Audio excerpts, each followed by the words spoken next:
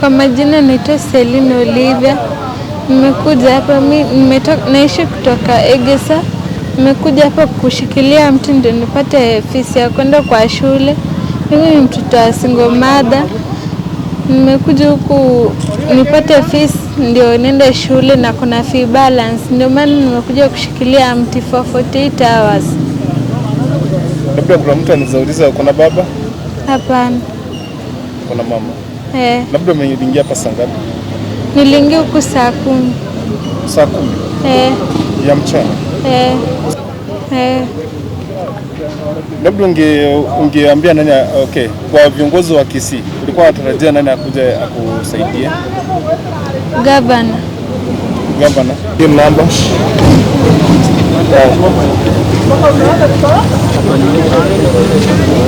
Naitwa Nyamoya Vincent.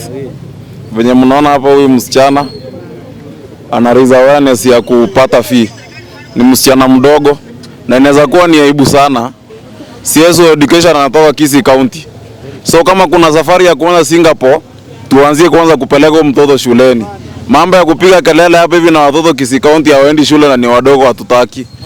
Hawa wanasiasa wetu wa Kisii County, mjitokeze mpeleke mtoto shule haraka iwezekanavyo. Ama namna gani?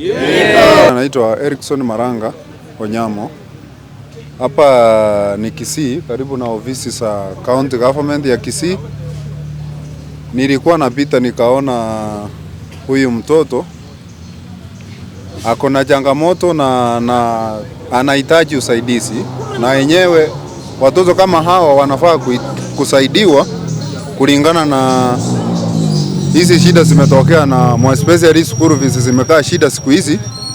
Tulikuwa tunaomba serikali, tafadhali angalieni watoto kama hawa, wazazi wao maybe hawajiwezi kwa sababu mama yake ni single mother, asaidike. Tunaomba watoto kama hao angalie kwa society.